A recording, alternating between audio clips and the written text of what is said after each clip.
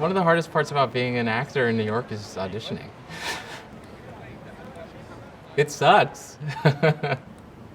You have to develop really thick skin to hear a lot of rejection and get really close to jobs that you care about, that you think you'd be great for, but for many reasons that often have nothing to do with you, it doesn't go your way, but in the moment it's kind of hard to separate yourself from that. But you end up getting the jobs that you're supposed to have and working with the people that you're supposed to work with.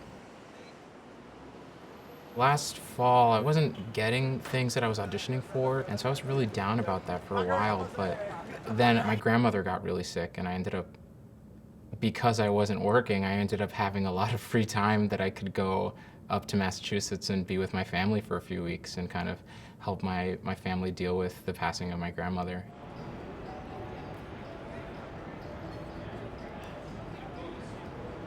I actually started college as a chemistry major. During my freshman year of college, a friend was directing a musical and I was a singer, and so she asked me to audition for it, and I did and loved it. And I kind of just came to the realization that I liked being at rehearsal more than I liked doing chemistry. Right as I was graduating, Randy Luterman came to Tufts to talk about this program called Springboard, and it seemed like a good thing for me to try out. I wasn't entirely sure what I wanted to do after graduating. I had a lot of friends from college who were moving to New York and to pursue careers in theater, and I kind of wanted to go too. And so actually one of the best pieces of advice that Randy gave me was that, like, New York isn't going anywhere, so maybe you don't need to move to New York right away. And I actually spent a year after college living in Boston and doing a lot of theater and film and commercials in Boston. The year that I went to Springboard, we saw In the Heights, and I'm Puerto Rican, and so seeing that show, I finally felt like there was a place for me on Broadway. And I ended up going on tour with In the Heights.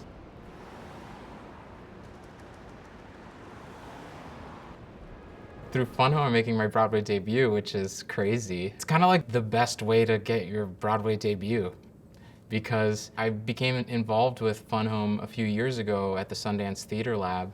And at that point, it was just a few pages and a few songs and something that Janine Tesori and Lisa Crone were crafting. And they would just be like, what are you good at? Like, what can you do? How does your voice sound good? Then they'd kind of write with you in mind, and that's pretty incredible. And it wasn't a show that was like, guys, this is going to Broadway. Like, we're doing the show because it's going to Broadway. There was never that intention behind it. It was just, we're gonna do a really good show. We're just gonna focus on really good storytelling. As a young actor in New York, I thought that people just wrote stuff and it was done, and then you did it. And then you just audition for it, and then it's done. But there is, if a show is given the time to really develop and become the show it needs to be, and workshopped and has a great team behind it, it isn't done overnight. It takes time to create good art. Before the show, I get there a bit early. I'm the dance captain for our show.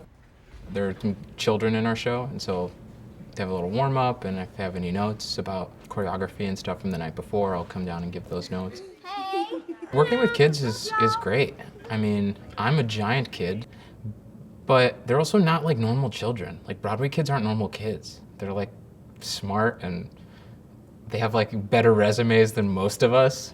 I'm just like, well, what can I learn from you? Because clearly you've got to figure it out. And then I just spend most of my time just visiting everybody, going into everybody's dressing rooms and saying hello. And I think our show can be a bit heavy, and I think because of that, we play a lot of jokes on each other and kind of have a really good time backstage. Being a part of Fun Home has just been an incredible experience for me as a person, as an artist, as an actor, as an activist. It's just, we're a part of this cultural moment, even with the Supreme Court decision to legalize gay marriage, and to tell a story like Fun Home right now, and on a Broadway stage where so many more people are getting to get the story that we're trying to tell, and they're understanding it. A lot of people have been underrepresented in theater. The fact that the protagonist is a lesbian is unheard of, and she isn't a joke. She isn't a villain, she's just a person. The lesbian community is a big part of the musical theater community, and they've been underrepresented for so long. And it's crazy that it's 2015 and this is the first time that this is happening on Broadway. Every day at the stage door, we get so many stories of people who are just thankful to see themselves on stage, to say like that, my family wasn't like the Bechdels, but we were exactly like the Bechdels. And it isn't just a gay, straight thing. I think it's about getting to know your family and your parents and the relationships that we have with our children. And I think musical theater in particular gets a bad reputation for just being fluff and for being just a good time, like a big crazy musical, which I love. Those are fun to see, but it also has the power to change people's lives.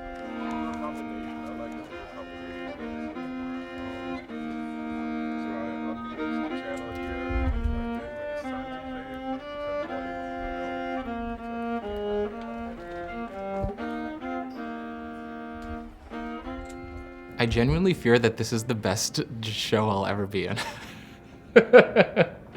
Like I feel like it's just set the bar really high, personally and artistically and creatively. It just feels like it's such a beautifully unique experience that I think it's gonna be really hard to recapture in something else. So I do fear that I might have peaked, but I hope that's not the truth.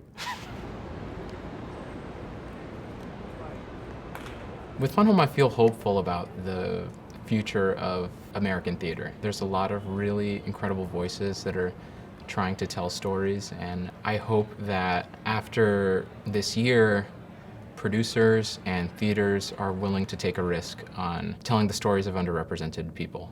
I feel that a lot as a Hispanic man wanting to be an actor. The voice of Latino theater sometimes gets stifled because there isn't a lot of place for us to perform our work. You have to go to the Latino theater to see the Latin shows. You have to go to the Black theaters to see the Black shows, rather than just seeing it as an all-encompassing theater, because that's what America is. There are people out there who are making the work, and if you just try a little harder to reach out to those communities, I think you'll be really surprised of the work that they can do.